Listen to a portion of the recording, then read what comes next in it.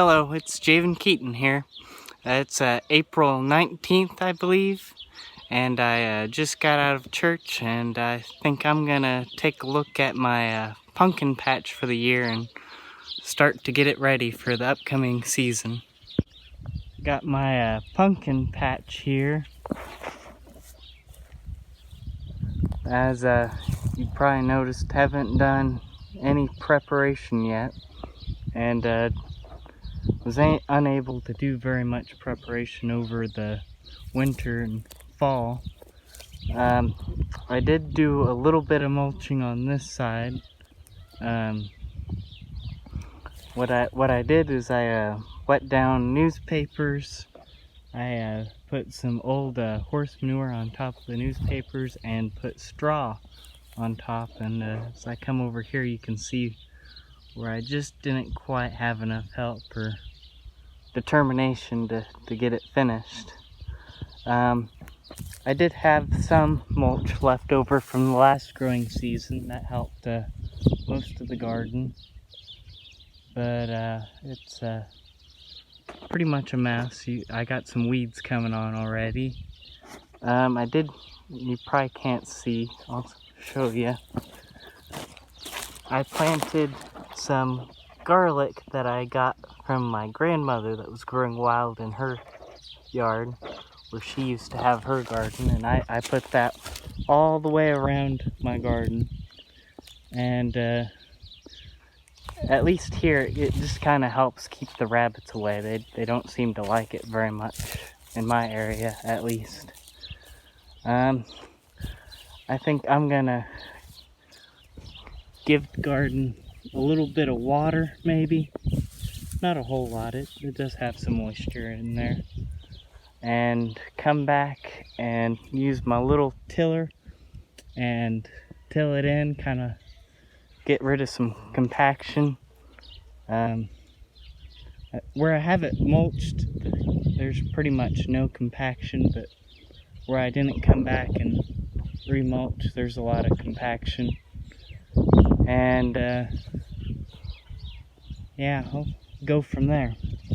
I'm getting ready to set up my tiller here, and I figured I would clarify something that I did talk about in my previous section of my video. I talked about getting rid of compaction, and though the tiller does loosen up the top of the soil, a lot of times it does move compaction down instead of getting rid of it.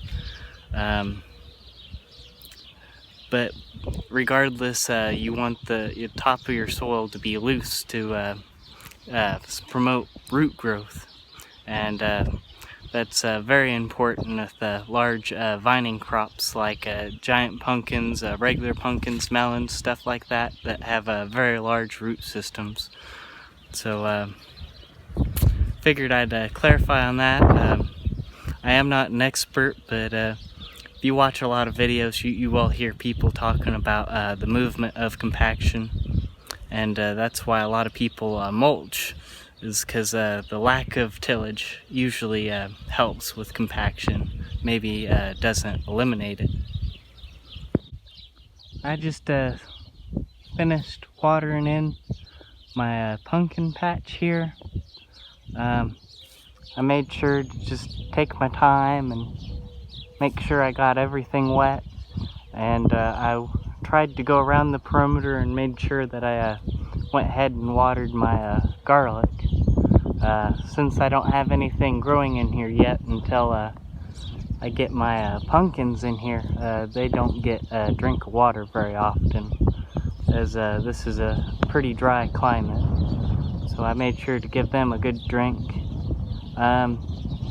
What I'm gonna do is I'm going to go to lunch, and then I'm gonna come back later this afternoon when hopefully it's soaked up the water, it's moist but not wet, and I'll go ahead and do a first till on the garden, and after that I'll add some amendments and do a second till. Hello, I just finished doing my first go over. with the tiller on the garden. I tried to before I started. I removed as much of the straw and newspaper as I could, but as you can see, I did leave a little bit in there. I'm gonna go over it a second time before I add my amendments, and before I do that, I will take out as much of newspaper or straw that I see in there. Any big material that needs broken down, I'll remove. And I may wet it down again and let it sit before I do a second time over. Just see where I'm at when I'm ready to till, whether or not I'm gonna soak it or not. Hopefully I didn't move the camera around too much for you. I don't want to make you dizzy, but okay, I've got my second time around with the tiller done in the garden. As you can tell, there's still a little bit of newspaper, but I pretty much tilled everything pretty fine. Nothing too big out there. And I'm not too worried about that, because my fertilizer I'm going to put in there is going to allow bacteria to break down most of the stuff that's out there, and the worms will help too. Really, I'd like worms in here. They keep the soil pretty nice and loose and allow the soil to drain pretty easily. So I'm gonna water this real good again, let it sit, and then I'll add some fertilizer and maybe a little bit of sand. I'll see how I'm feeling when I get there, but I might get back to this tonight. It may be tomorrow when I get back to this. I got the pumpkin patch nice and wetted down. It looks like this is probably as far as I'm gonna get tonight, but I'll be sure to bring you along whenever I get back to it. It looks like my 90s model Mantis tiller did a pretty good job. It's kind of undersized for what I'm doing, but due to me having the fence around it, I can't get my big tiller in here, and it's kind of a maintenance nightmare.